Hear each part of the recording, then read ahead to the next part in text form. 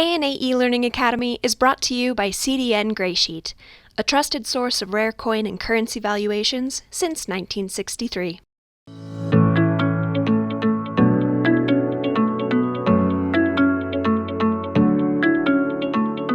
Hello everyone, thank you for joining us today for the ANA eLearning Academy.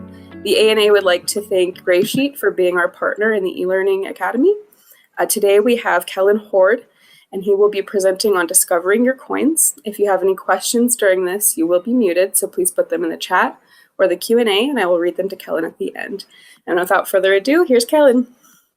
Thank you everyone for taking time out of your, Monday evenings to come hear about this topic. I'm personally very passionate about it. I love learning about the pieces I collect, and I'm not just in it for the hunks of metal. I'm in it for the history and the stories. And I've given talks in the past in that regard, but this one's more about how you yourself can actually go about approaching learning about the objects in your collection, whether that be coins, paper money, tokens, metals, or whatever. So I'll share my screen here so it's not just me talking. We have a bit of a visual element. If you can't see my screen up right now, let me know in the chat. I think I should be able to, though. Screen sharing seems to be working. And basically, I titled this topic, or this talk rather, Discovering Your Coin, because what I've found in my conversations with a lot of collectors is they buy pieces for their collection, but they really sometimes don't know anything beyond the tip of the iceberg about that piece. And there's so much more to learn, and it's such a fascinating aspect of the hobby, learning about these pieces and kind of that more scholarly side of things. I always try and encourage them to do that deeper research, and that's what I'm hoping to help you guys with here today as well. So here's how to truly learn about the objects you're collecting, at least in my opinion, and from what I've learned in the past. So really, the first thing to realize is that they're not just objects. And basically, all of you guys, I hope, know this already, is that coins are more than just objects.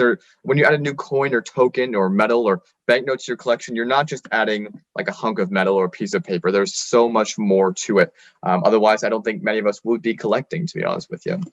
There's a lot of broad context to this piece that you have in your collection, right? Beyond what you're holding in front of you here, this coin, one of the things I hear most from non-collectors is when I show them some old piece from my collection, they'll be like, wow, imagine how many hands that's been through. And as a collector who's been doing this for like 8 years at this point, a little bit of that wonder of, wow, how many coins or hands this been through has kind of gone from me. But I'm still blown away by how many non-collectors just are blown away by the history of this piece. And so that's an important thing to recognize, is it's not just in the here and now. This piece has been going for however many years since it's been made, whether that be 10 or 1,000.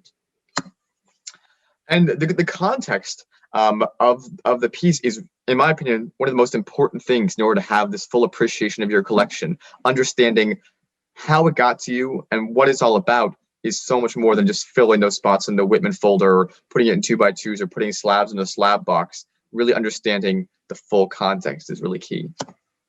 And appreciation of these pieces makes it more fun for you in terms of understanding how just cool your collection definitely is.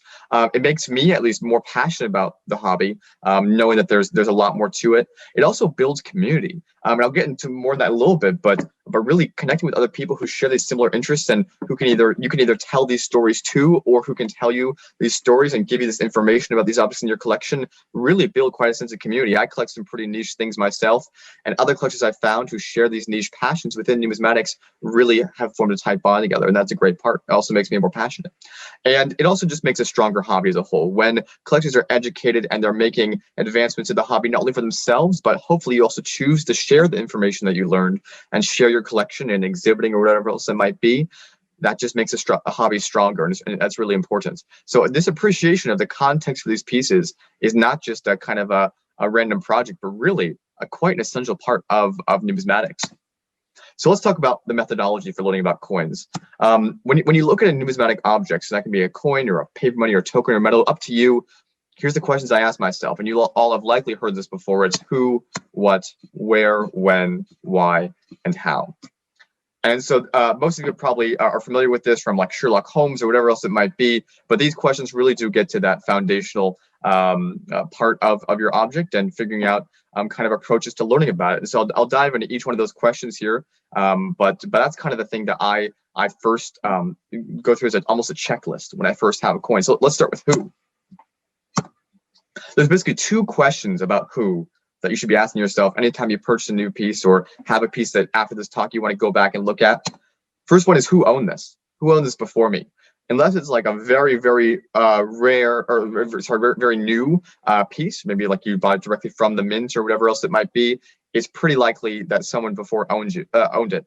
And that can provide some really interesting context to the piece and have some really cool stories. Similarly, now the other who question is, who collects this? Not only should you be looking at who used to own this piece, but who collects similar things to what I just purchased. If I purchased let's say a Morgan dollar for just a general example, who else right now is collecting Morgan dollars? The answer is going to be a lot of people. By understanding who else is collecting this will not only allow you to meet like-minded people who can teach you more, but it'll also allow you to maybe buy more Morgan dollars. It'll allow you to kind of, again, build that sense of community, meet people with similar passions, similar interests, and really connect with people in a whole new way. So finding out who collects this as well is another who question you want to ask.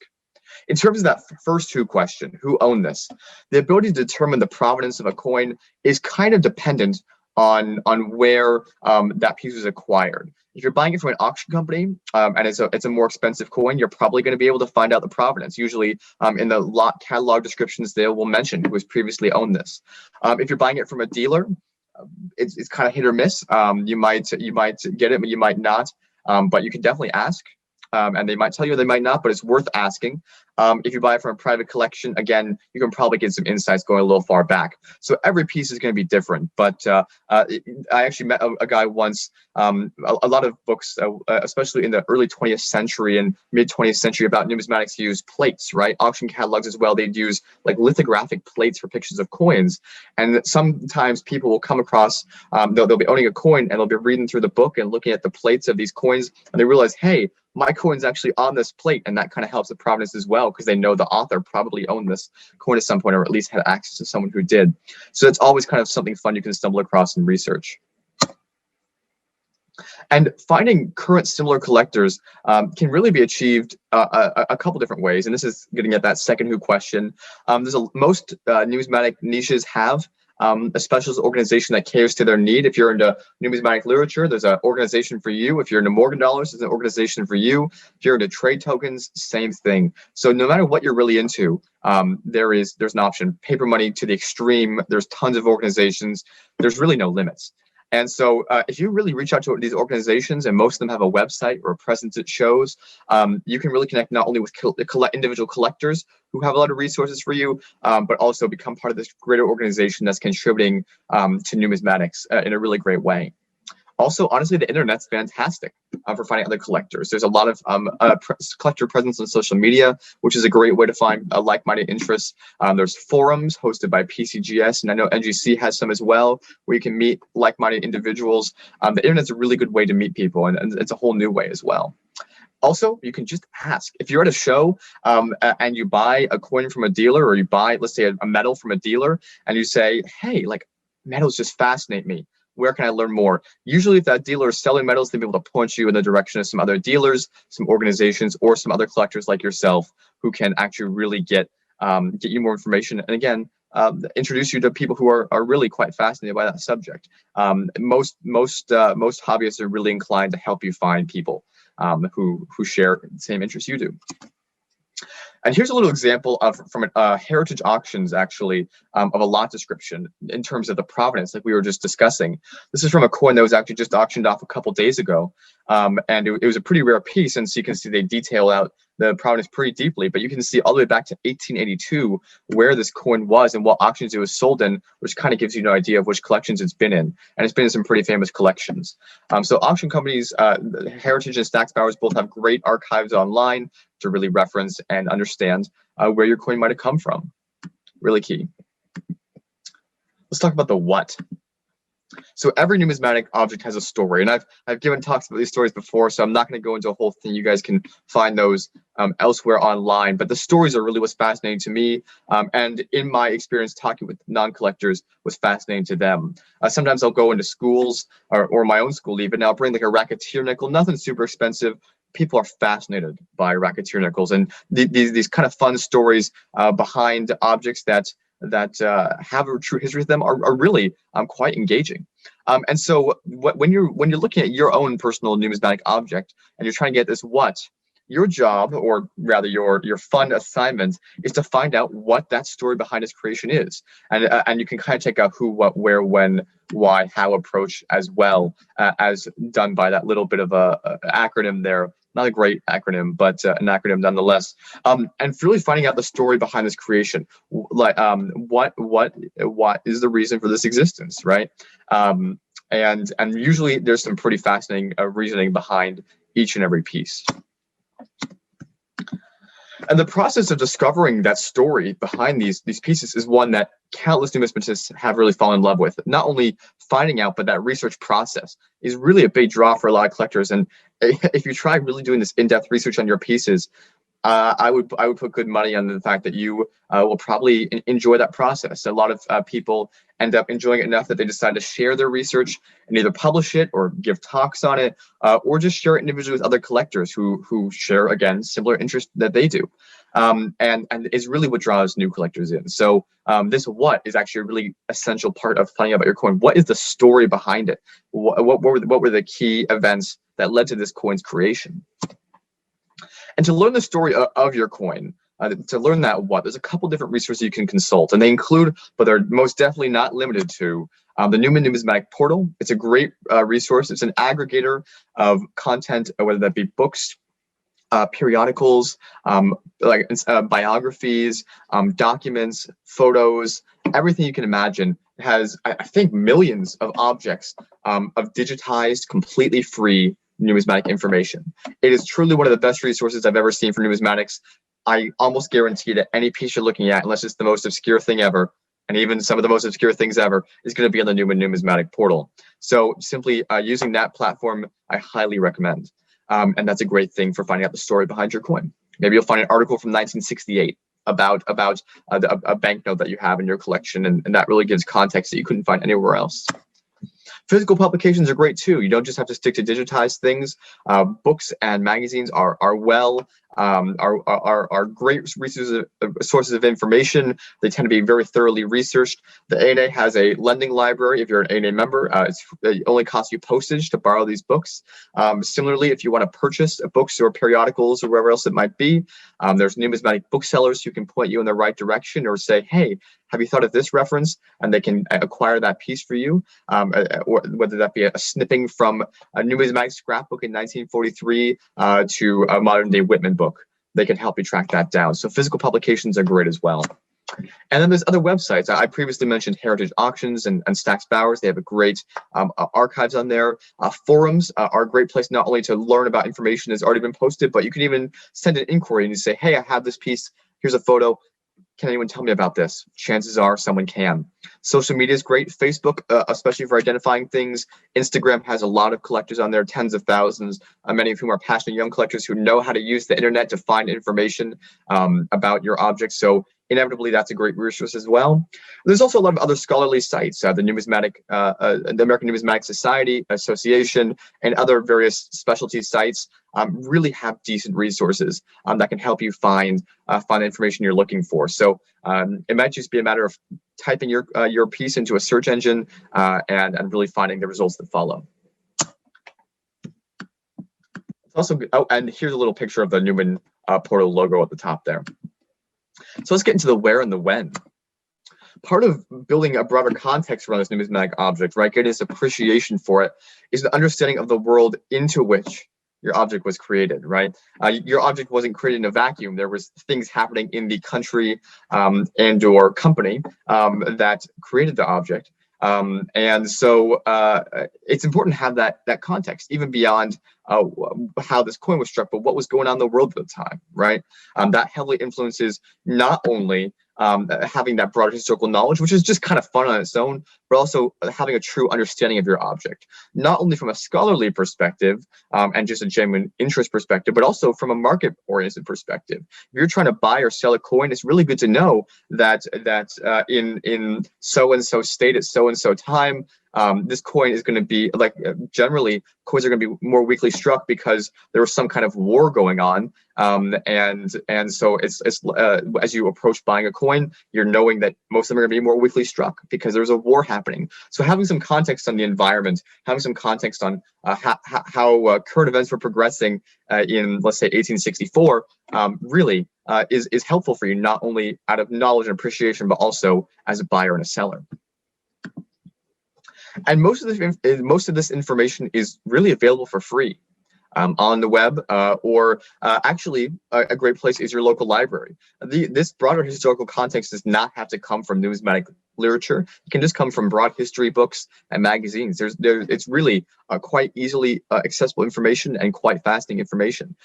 So it's quick and free to really access. You can get it locally, but it will pay dividends in your collection building efforts. It will really help you become a better collector overall, understanding the context of the world into which this coin was created. How about the why? So now that you know the context behind the coin's creation from the what, you know the stories, and you know the context of the world at the time from the when and the where, now it's worth examining the object itself. Look at this piece. Let's say, for example, it is a double eagle. That's just off the top of my head. Let's look at the exact coin itself. This is one of the quotes that's always stuck with me. A very famous collector said this in the late 20th century. He said, "Why this design with these devices and inscriptions in this denomination, in this metal, at this weight, at this time, and not others?" This is kind of a very multifaceted why question, but it's an important one. And it kind of ties a little bit into the when and the where. A lot of the reasons that your coin is going to be the way that it is because of what was going on in the world at the time. U.S. coin collectors will know that some of the silver coinage has been debased over the years, and that has to do with external factors. It wasn't numismatists usually pushing for this. It was economic forces, etc.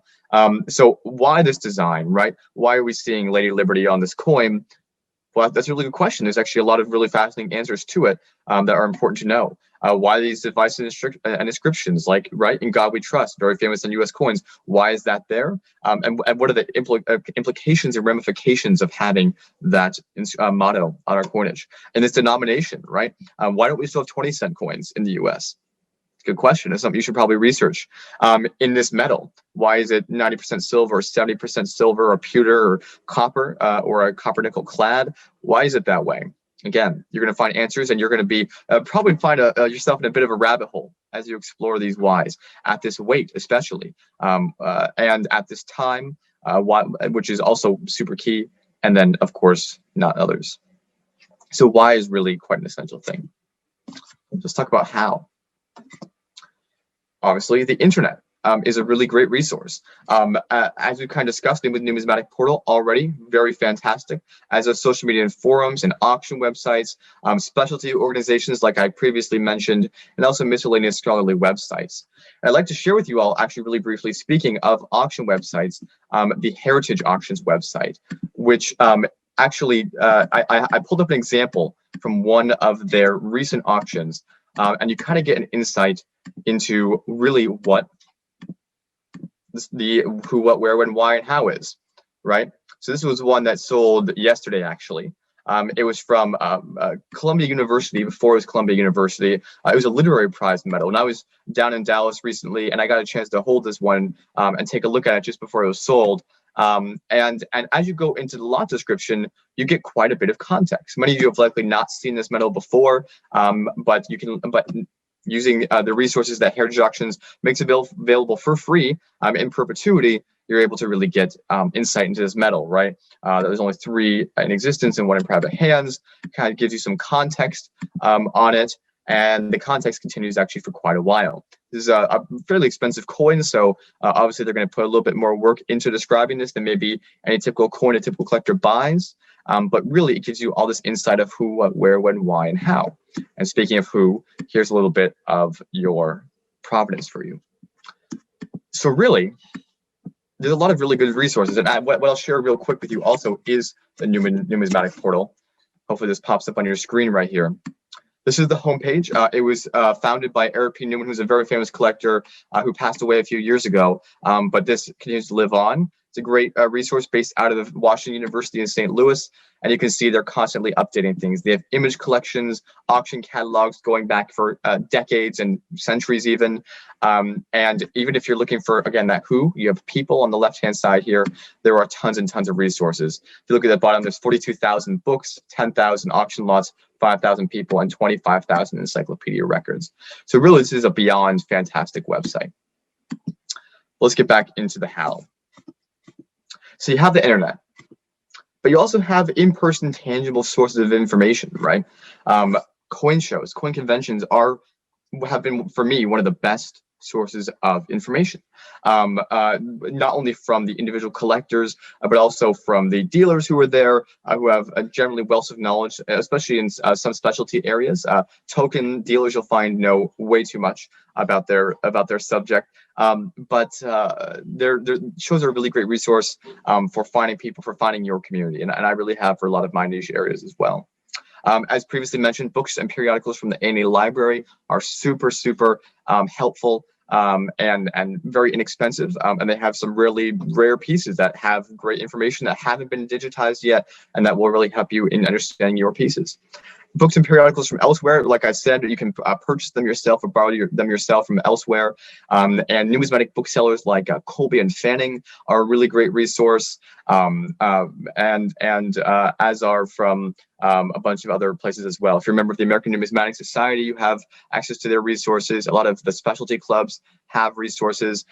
If you're a member of these clubs, they often issue periodicals. So those of you who are members of clubs like the Early American Copper Society and the Numismatic Bibliomania Society will get quarterly periodicals with great original research, and that can really help you gain not only an appreciation for the piece you have in your hands, but also for the broader series or the broader niche as a whole. And again, your local library. As you're building this local context or this broader context of the world, local library is a great access point, as is, honestly, the internet. But when in doubt, really, just ask another numismatist. If you haven't really got a chance to interact in person with a numismatist, as most of us haven't due to COVID, but if you hadn't before that, really take advantage as quickly as you can to create an interaction, whether that be in person or online. If you ideally in person though. So if you get a chance after COVID to go to a show or come to a summer seminar for the ANA, that is really going to further your appreciation for the hobby. And I really do recommend that. If you're going the online route, you could start in the forums. That's a great place to kind of start having discussions with the collectors and sharing your knowledge and hearing from them. But also social media is a great place. And if you have interest in pursuing kind of a social media aspect, there's lots of resources available for numismatists to get involved that a lot of honestly young collectors have created so that you can actually get more knowledgeable about getting started online. But with that said, that's the main bulk of the presentation here. Basically, it's intentionally short because it really is not that much of a complex process. You just go through that who, what, where, when, why, how, and it'll be basically enough for you. You can kind of take that rabbit hole as far as you want. I've spent 2 minutes researching a piece, and I spend days researching a piece. So it's really up to you, up to the piece, and kind of how you want to approach that. Either way is beyond rewarding. That's about all I'll say, Logan. All right. Well, we do have one question so far. And again, if you have any questions, please put them in the chat or in the Q&A, and I will read them. Can anyone buy from Heritage, or do you need to be a dealer? Yes, you can buy from Heritage. Let me actually show you this real quickly. So anyone can buy from Heritage if they want to, via their online auctions, or they often actually host them at shows. I know, Logan, you're involved with shows, so you probably have some maybe overlap with that here. But if you just create a Heritage account, in effect, you can then basically go into their auction platform like you see here, and basically choose any of their departments. They have a bunch of different stuff they sell. If we go to their main page here, here's an auction that's happening in 22 hours, and anyone can bid just with that account, and then they register your credit card information. So it really does work out quite nicely. Anyone can be involved with that. Cool. Next one, have you ever used internet image searches? Yes, yes. Internet image searches can be useful. There's a couple different ones. So I don't know which one you're exactly referring to, but in terms of like the images that PeaceGist and NGC use, like the TrueView, those are actually very useful, as are the Heritage Auctions and Stax Bowers ones. A lot of organizations will take really nice, high quality photos that will allow you to kind of back search those coins and find more information. So if that works for you, 100%, that's a great way to find information, especially if it's a piece that you really have no good starting points on. That happens with a lot of tokens. I don't really collect tokens myself, but I know a lot of token collectors who use like a tokencatalog.org, and they'll back search their tokens via image, especially if it's like a very unidentifiable token. All right, next one. Maybe I should say who this is because it is a personal question. Someone named Ross Johnson. I don't know if you're friends.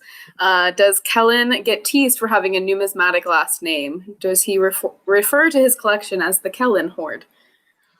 I don't refer to it as the Kellen Hoard. That's an excellent idea. I don't get teased for it. I actually get a lot of like appreciation for it, actually. People are like, that just works out very nicely. And it does. Part of the one problem I've run into is my numismatic oriented Instagram account, which is on social media. The username is Kellen Coin, and I've had people meet me in real life and think my last name is Coin, and they'll be like, "That's like what a cool coincidence." I'm like, "Sorry, it's not. My last name's Hoard." And like, "Oh, that still works out," and it does. So I don't get teased for it. I actually get praised for it, and I'm happy about that. Good. Kellen, what do you feel the future of the hobby will fare with younger how do you feel the future of the hobby will fare with younger persons who are more used to high energy, high speed entertainment? Yeah, that's an excellent question. That's kind of the question in everyone's minds all the time. I think it will fare well, to be honest with you. Young people who are interested in coins are going to be interested in coins regardless of the internet. It's mostly up to individual hobbyists and organizations to figure out how to meet young collectors where they're at, in my opinion. Earlier today, so I don't know how many of you are familiar with TikTok. It's a video app that like 500 million young people use, and not even just young people, like of all ages. I across my page as I was scrolling came a coin TikTok, which I actually hadn't seen before. I was surprised by that. And the account had 1.3 million followers. Wow. And they just talk about coins. And so you're meeting these young people where they're at, and every video gets tens, if not hundreds of thousands of views. When there's live streams, people are engaged and interested. So I really think when you meet young people where they're at, they are genuinely curious. Everyone passed through coins. I recently looked at it, and the 2008 state quarters had 147 million Americans collecting them, mostly younger people. And so as long as we're translating those younger people and bringing them more into the fold of the hobby, I really don't think you're going to have an issue. People touch coins very frequently, and once you show that connection, there's also been a lot of news and headlines recently about really high, expensive coins selling. That tends to bring attention to the hobby as well. I'm not sure if it's positive or negative, if people are like drawn away by like, oh, multi-million-dollar prices, but either way, it does bring attention.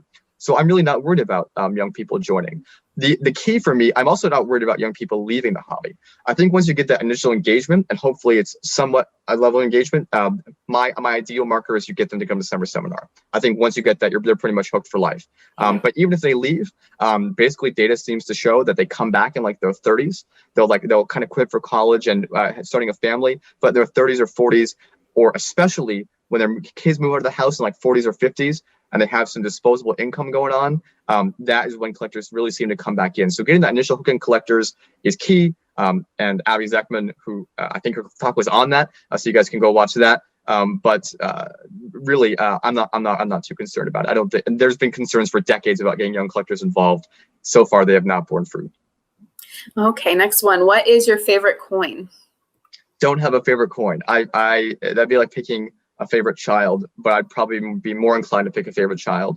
I don't have a favorite coin. I do kind of like, one up there is the 43 steel cent, just because it's a very unique piece and I love the story behind it. All right.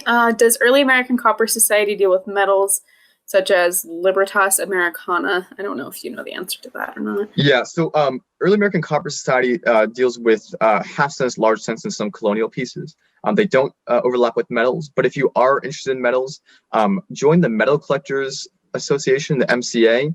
And there's also the Token and Metal Society as well. Yes. So those both work. Token Metal Society is a little bit more token oriented, but they do have both. Metal Collectors Association really has basically the top scholars in the entire hobby. What tends to happen with numismatists as they go up in years, especially numismatists who started like collecting U.S. federal coinage, they shift to like kind of the weird stuff. They get bored with the date mint mark collection. They shift to kind of the weird stuff, and that tends to be metals because that has a lot of the cool history and stories and crazy context.